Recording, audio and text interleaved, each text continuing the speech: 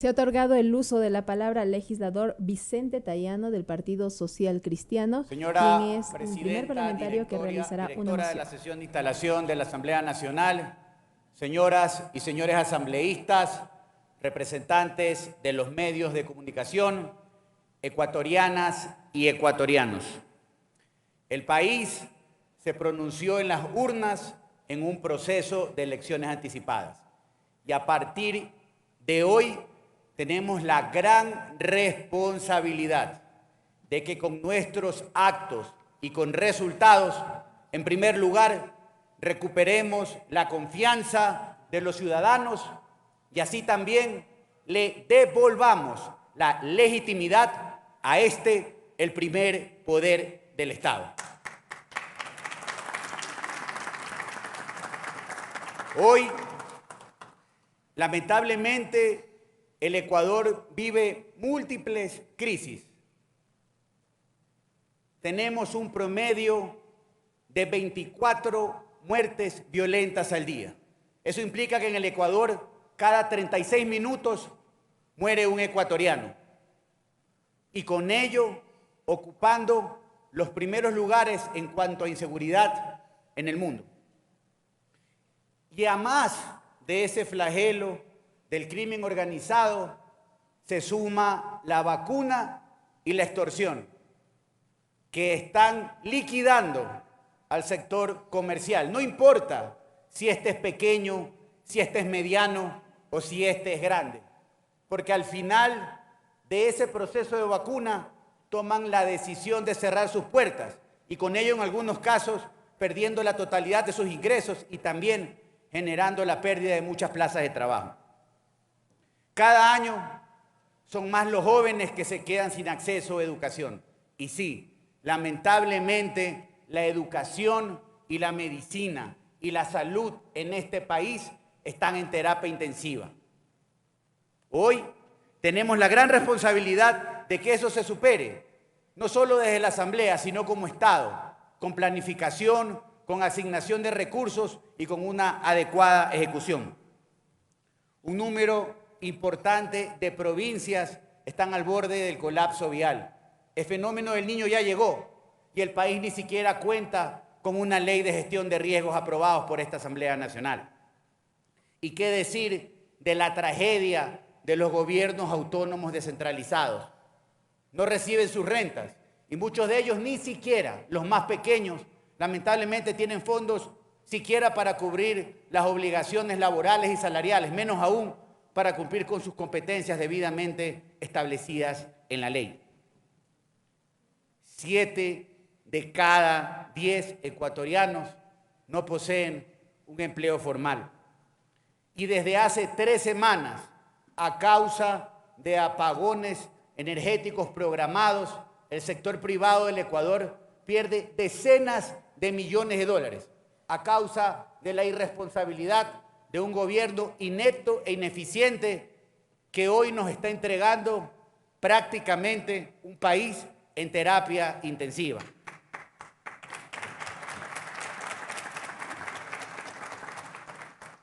Y mientras estamos aquí reunidos y mientras vamos a discutir la conformación de autoridades de la Asamblea Nacional, miles de ecuatorianos toman la decisión de emigrar. Mujeres, hombres y niños que incluso toman la decisión de arriesgar su vida cruzando el Darién en busca de mejores oportunidades. Y por todo esto es claro, el país no aguanta más. El país necesita un mínimo de coincidencias que permitan generar gobernabilidad, un mínimo de coincidencias que permitan que en función de esa gobernabilidad demos de manera inmediata solución a los problemas que nos aquejan como país.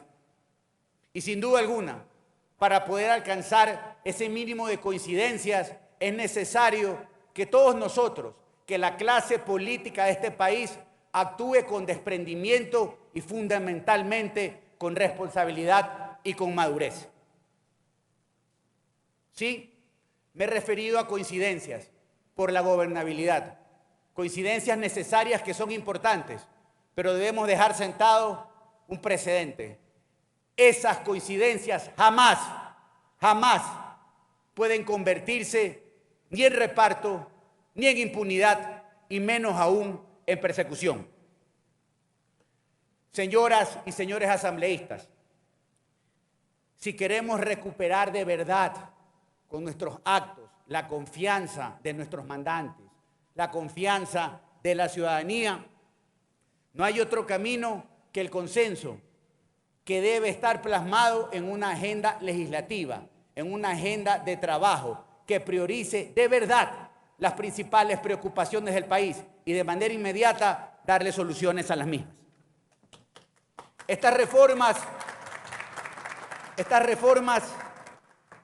tienen que estar dadas de manera concreta en materia de seguridad, con un gran objetivo: devolverle la paz a las familias del Ecuador. Reformas responsables en materia laboral que permitan crear las condiciones para que se generen nuevas contrataciones, así como también para que la equidad salarial por fin sea una realidad y no solo sea un enunciado. Reformas en materia de seguridad que blinden la sostenibilidad de la seguridad social y que definitivamente el dinero de jubilados y de aportantes nunca más sea utilizada como caja chica del gobierno de turno. En materia de justicia, debemos promover reformas responsables que le devuelvan las garantías a los ciudadanos, pero así también tenemos que darle garantías a los encargados de administrar justicia, que son los operadores de justicia. En lo económico y productivo no cabe otro camino que la apertura, que formular incentivos que verdaderamente permitan llevarnos hacia la competitividad y generar inversión, generar nuevas plazas de trabajo con ello. Y bajo ningún concepto aprobar impuestos que castiguen el bolsillo de la clase trabajadora del país. La fiscalización es una competencia que debe ser ejercida por este Parlamento con altura y con responsabilidad. Y bajo ningún concepto, esta facultad de fiscalización puede convertirse, por un lado, en instrumento de bloqueo del nuevo Ejecutivo y por otro lado, menos aún, puede convertirse en una cacería de brujas o puede convertirse en una persecución política. Y para poder conseguir todos estos objetivos, para recuperar la confianza en los ciudadanos, para poder generar los resultados propuestos, necesitamos de una adecuada conducción de la Asamblea Nacional del Ecuador.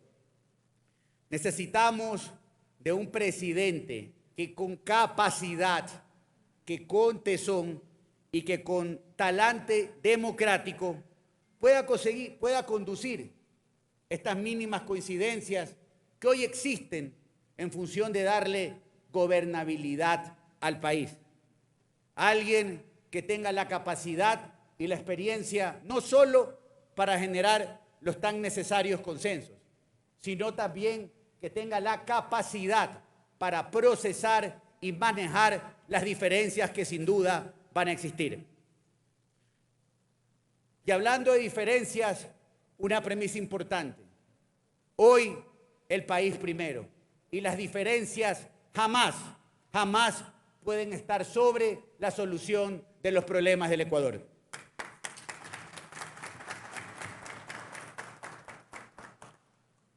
El asambleísta nacional electo por los registros del Partido Social Cristiano, Henry Kronfle Cosaya, sin temor a equivocarme, es quien sin duda alguna reúne todos estos requisitos para tener una adecuada conducción de la Asamblea Nacional.